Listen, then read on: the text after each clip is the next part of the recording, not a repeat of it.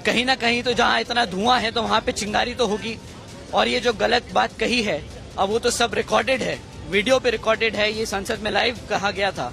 तो इसमें तो वो आप जितनी भी सफाई देना चाहें, बट जो गलत है सो गलत है। पहले छोटे छोटे नेताओं को बढ़ाया गया कि भाई वो नीला पटका पहन ले, बाबा साहब को नेता बना ले, पर अब तो बड़ी पार्टियां भी शामिल हो गई इसमें। अब उनके खुद की पूरी सरकार जेल से चक्कर काट चुकी है, घोटालों में पकड़ी जा चुकी है। अब उनके पास कोई जवाब तो है नहीं, लोगों के लिए काम करने के लिए उनके पास कोई वो वक्त तो बचा नहीं। बहुजन समाज पार्टी आज दिल्ली में प्रोटेस्ट कर रही है और उसको लीड कर रहे हैं बहुजन समाज पार्टी के नेशनल कोऑर्डिनेटर आकाश आनंद जी। आकाश जी, ये प्रोटेस्ट क्यों हो रहा है, फिर भी हम आपके मुंह से सुनना चाहते हैं। देखिए, जिस तरीके से गृह मंत्री जी ने संसद में बाबा साहब जी के लिए जो टिप्पणी करी, उससे करोड़ों हमारे समाज के करोड़ों लोगों को, हमारी बहुजन समाज पार्टी को, हमारे समाज के लोगों को जो ठेस पहुंची है, उसके खिलाफ हमने ये प्रोटेस्ट निकाली है। आदरणीय बहन जी के निर्देशानुसार हम यहाँ पर शांतिपूर्वक से ये प्रोटेस्ट कंडक्ट करेंगे।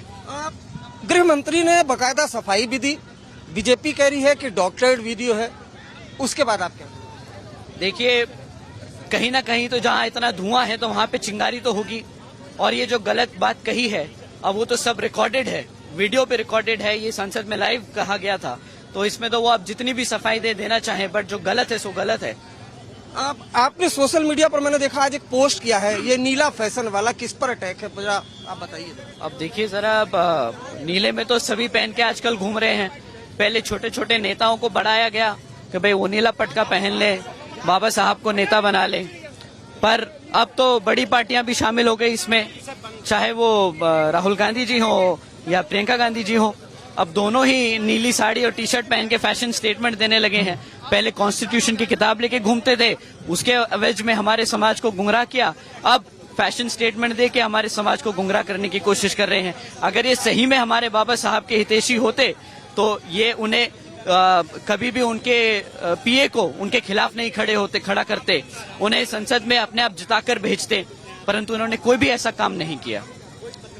एक अटैक आपने अरविंद केजरीवाल पर भी किया हो, तो दिल्ली में एक के बाद एक योजनाएं लेकर आ रहे हैं, अटैक आपने केजरीवाल पर भी किया। देखिए, वो तो आए भी पावर में इसी तौर पे थे कि भाई करप्शन है। शीला दीक्षित जी तो एसी में रहती हैं। दिल्ली के लोगों का पैसा जो कमाया जा रहा है, जो टैक्स का पैसा है, वो एसीओ में खर्चा जा रहा है।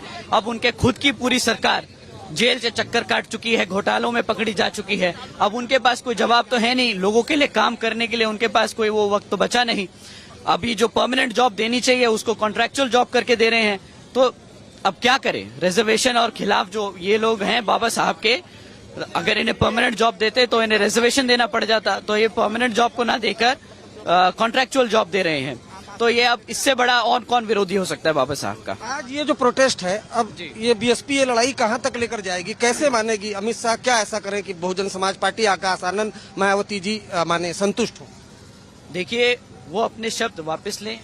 इस चीज के लिए जो उन्होंने कहा, हम अमित शाह जी से तो कुछ नहीं कह सकते, गृह मंत्री जी से कुछ नहीं कह सकते, बट जो ये टिप्पणी पास की गई, तो जो हमारे प्रेसिडेंट हैं वो इस पे उसका संज्ञान ले और वो ही सही डिसीजन डिसाइड करे कि ये जो इतनी बड़ी बात उन्होंने कही और इससे हमारे लाखों करोड़ों लोगों को ठेस पहुंची है, उसके लिए सही न्याय क्या होगा। शुक्रिया हमसे बात करने के आकाशन, जिन्होंने आज तक इंडिया टुडे से एक्सक्लूसिव बातचीत की है और कहा इस मामले में राष्ट्रपति दखल दे। कैमरामैन कुंज बिहारी के साथ अरविंद ओझा, दिल्ली।